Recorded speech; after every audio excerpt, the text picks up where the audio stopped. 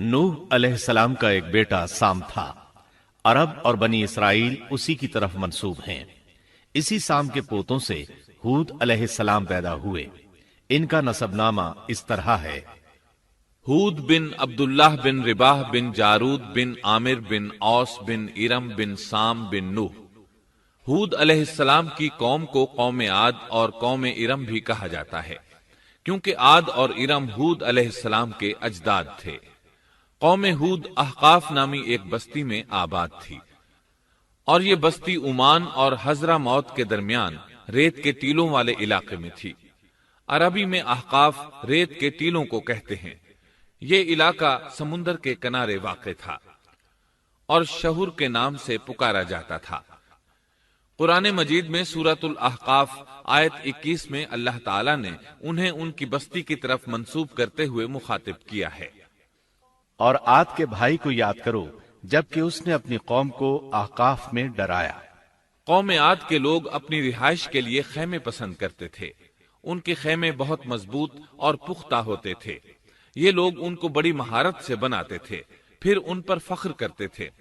اللہ تعالیٰ سورۃ الفجر آیات 6 تا 8 میں فرماتے ہیں: کیا آپ نے نہیں دیکھا کہ آپ کے رب نے عاد کے ساتھ کیا کیا، جو نسل ارم سے تھے، ستونوں والے تھے، جن کے مانند کوئی قوم دنیا کے ممالک میں پیدا نہیں کی گئی۔ اللہ تعالیٰ نے ان کی کاریگری اور فن کی ایک مثال دی ہے کہ وہ ایسے خیموں میں آباد تھے جن کے ستون بہت مضبوط تھے، طاقتور تھے۔ ان لوگوں نے شہروں اور بستیوں کو ایسی کاریگری سے بنایا کہ ان کے متعلق عجیب و غریب روایات مشہور ہو گئیں۔ یہ نرم زمین میں خیمے بناتے تھے، اس کے ساتھ پہاڑوں میں محل بھی بناتے تھے۔ حالانکہ رہائش کے لیے زمین پر خیمے موجود تھے، گویا بیکار دولت اور وقت برباد کرتے، پھر اس پر فخر کرتے۔ شہروں میں جو راستے اور سڑکیں تھیں وہ بہت چوڑی تھیں۔ ان جیسے طویل اور قوی لوگ بعد میں پیدا نہیں ہوئے۔ کاریگری اور فنکاری میں یہ لوگ اس مقام تک پہنچے کہ پھر کوئی نہ پہنچ سکا۔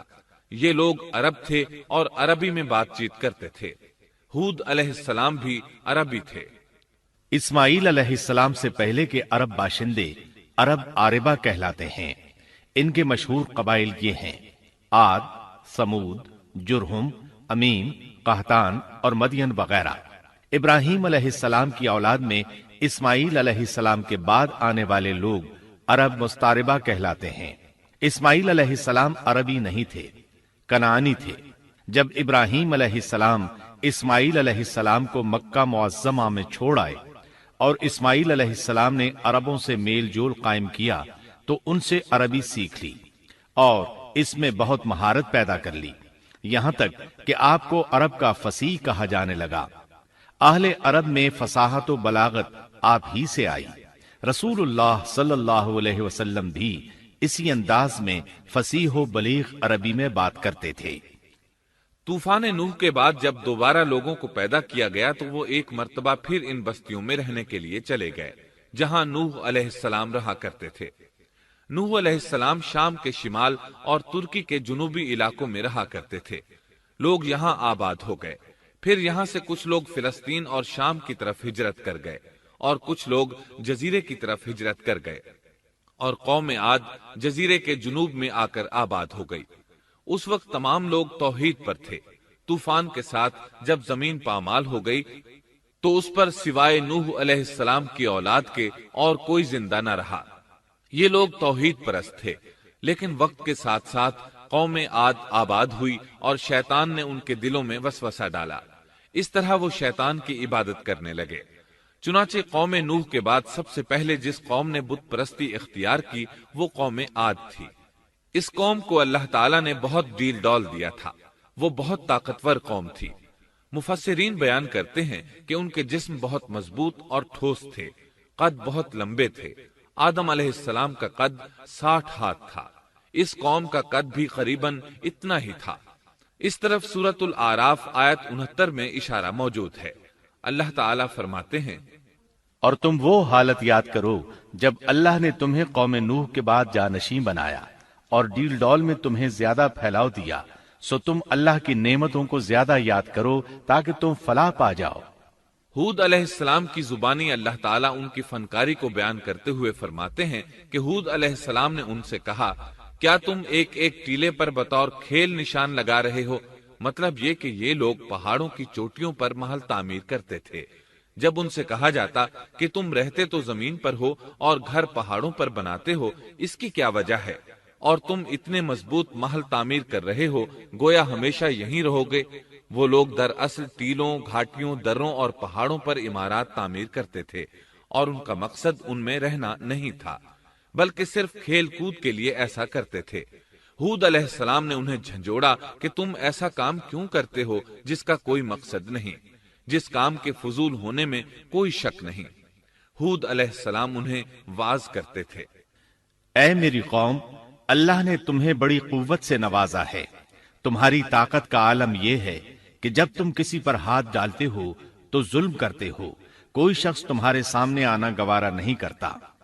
لہذا اللہ سے ڈرو اور میری پیروی کرو، اس سے ڈرو جس نے ان چیزوں سے تمہاری مدد کی۔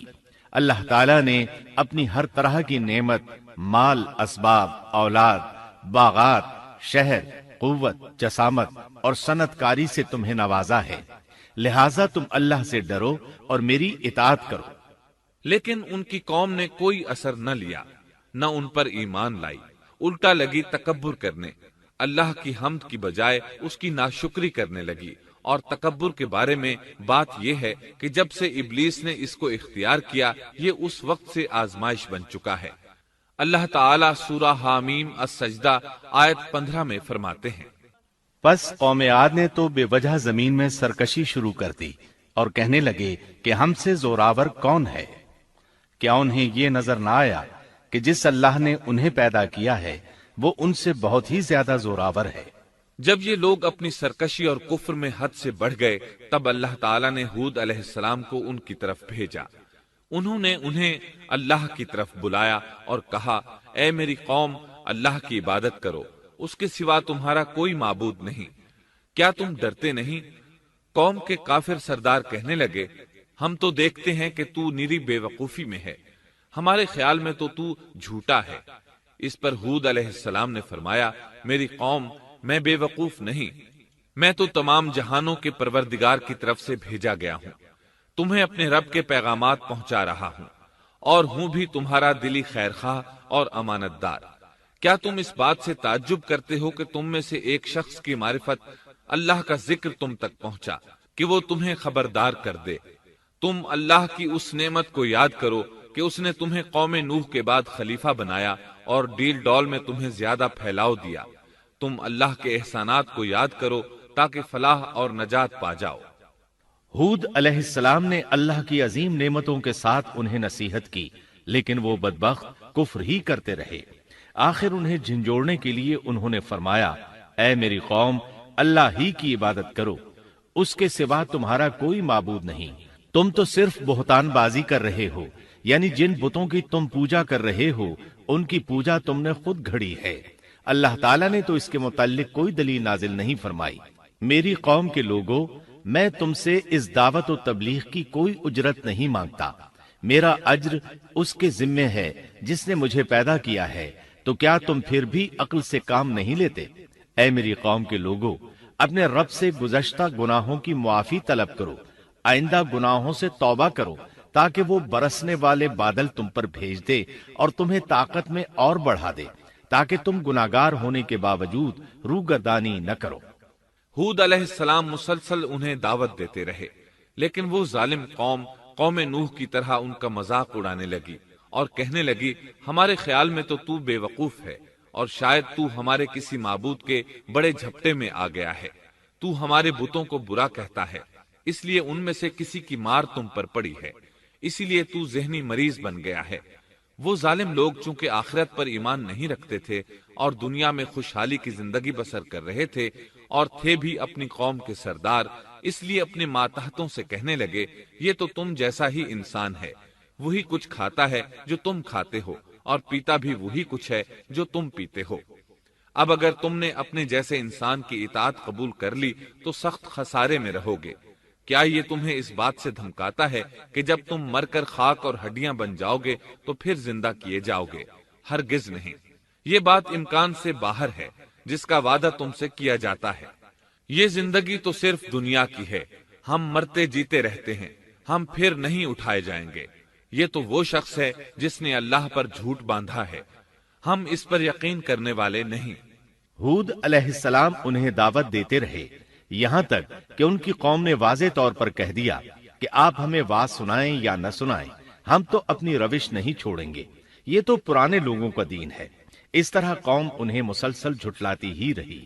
آخر ہود علیہ السلام نے بھی انہیں کھلم کھلا دھمکی دی اور فرمایا، لوگوں سنو، میں صرف تمہیں ہی نہیں اللہ کو بھی گواہ بنا کر اعلان کرتا ہوں کہ اللہ کے سوا جس کی عبادت ہو رہی ہے میں ان سب سے بری طرح بیزار ہوں۔